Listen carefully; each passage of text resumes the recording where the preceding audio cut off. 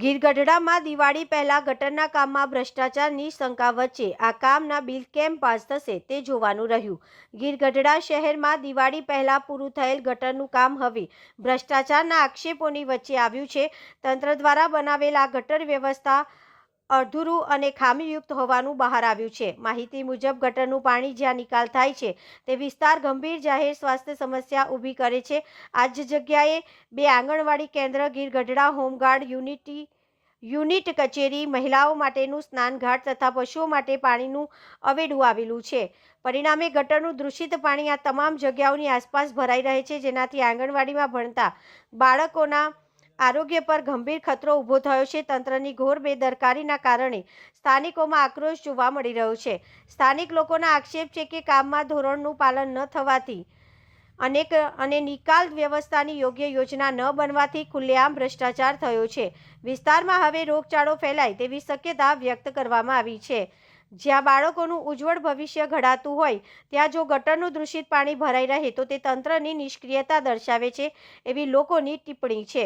સ્થાનિકો તંત્રને તરત કાર્યવાહી કરવાની માંગ કરી રહ્યા છે અને આ મુદ્દે ઉચ્ચ અધિકારીઓએ તાત્કાલિક તપાસ શરૂ કરવી જોઈએ તેવી અપીલ કરી છે.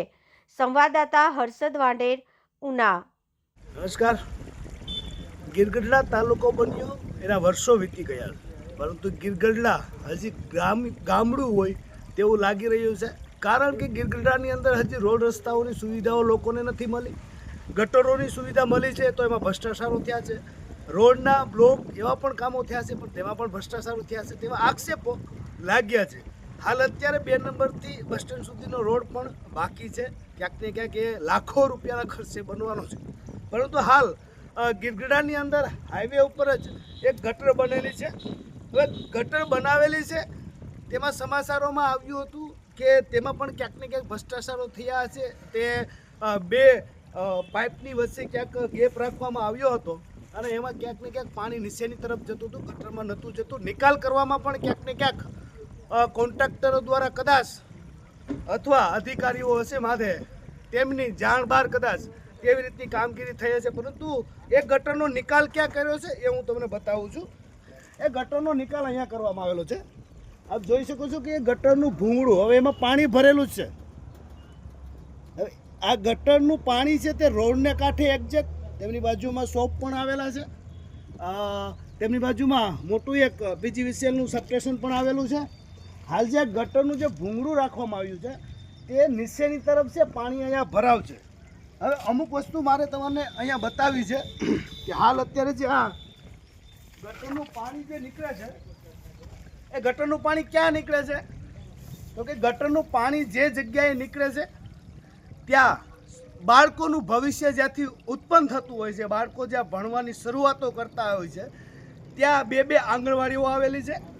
એ પણ હું તમને બતાવું કે ગામનું આટલું ગંદુ પાણી એ પણ બાળકોનું જ્યાંથી ભવિષ્ય ઉજળું થતું હોય ત્યાં આંગણવાડીની આજુબાજુમાં ગંદકી કરતું હોય તો આ તંત્રની કેટલી બેદરકારી છે એ મારે તમને બતાવવું છે. હાલ અત્યારે હું તમને લઈ જઈ રહ્યો છું કે અહીંયા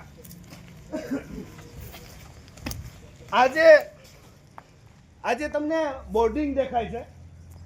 તેમની પાછળ જ એક આંગણવાડી છે અને જે આ બોર્ડિંગ છે તે પણ આંગણવાડી છે.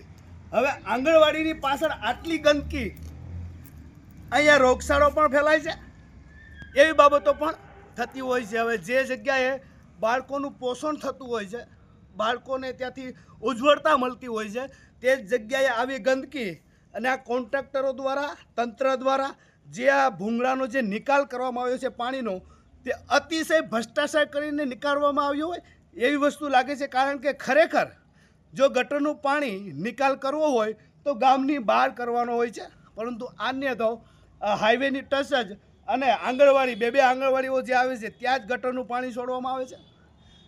તમે જ વિચારો કે ગટરના પાણીમાં કેવું પાણી આવતું હશે, દૂષિત પાણી આવતું હશે.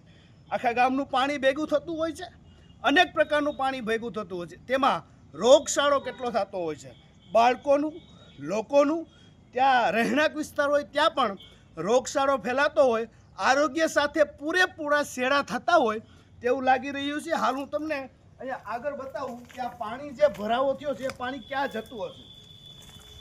જે આ આખું બોર્ડિંગ છે કે તમે વાંચી શકો છો કે આ હોમગાર્ડ યુનિટ કચેરી ગીરગઢડા.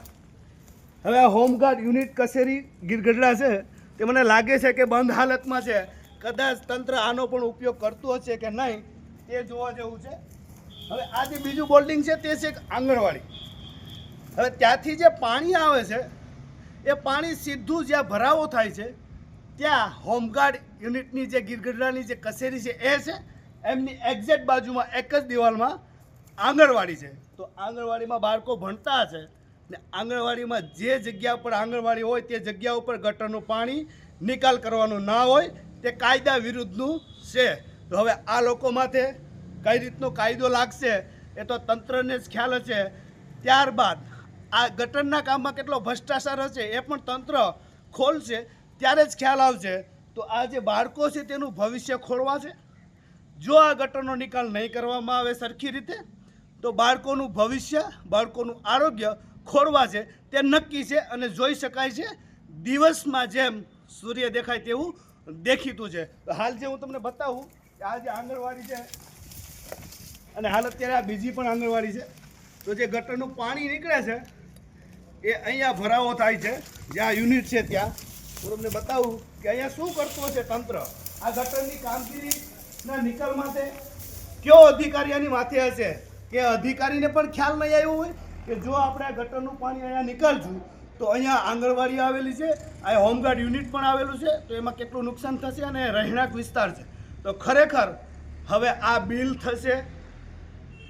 બિલ થતા હોય છે, સરકારી કામો થતા હોય છે, કોઈ અધિકારીઓ પણ સરકારી કામો રાખતા હોય છે ગામડાઓના. શા માટે? કારણ કે તેમાં રૂપિયાની ઉપજ વધારે હોય, રૂપિયા વધારે મળતા હોય છે, તેમના પગાર કરતાં રૂપિયા વધારે મળતા હોય છે. તો ટકાવારી સિસ્ટમથી કામગીરી ચાલતી હોય છે. એ જ ટકાવારી સિસ્ટમથી કામગીરી આ ગટરના કામમાં થઈ હશે. એટલા માટે જ આ ભ્રષ્ટાચાર જેવું કામગીરી કર્યું છે. કારણ કે અહીંયા બે આંગણવાડી અને પોલીસનું જે હોમગાર્ડ યુનિટની જે કચેરી છે તે પણ આવેલી છે. નમસ્કાર. હવે આનું બિલ કેટલું થશે? લાખો રૂપિયાનું બિલ હશે, થઈ જશે કે પછી એ લોકો સાવ કરી જશે એ જોવું રહ્યું. હાય, હું છું ક્રુઝિન સિંઘાનિયા. આપની આસપાસના સત્ય સમાચાર જાણવા માટે જોતા રહો દીવ મિરર ન્યૂઝ. અને હા, લાઈક અને સબસ્ક્રાઇબ કરવાનું ભૂલતા નહીં. Thank you.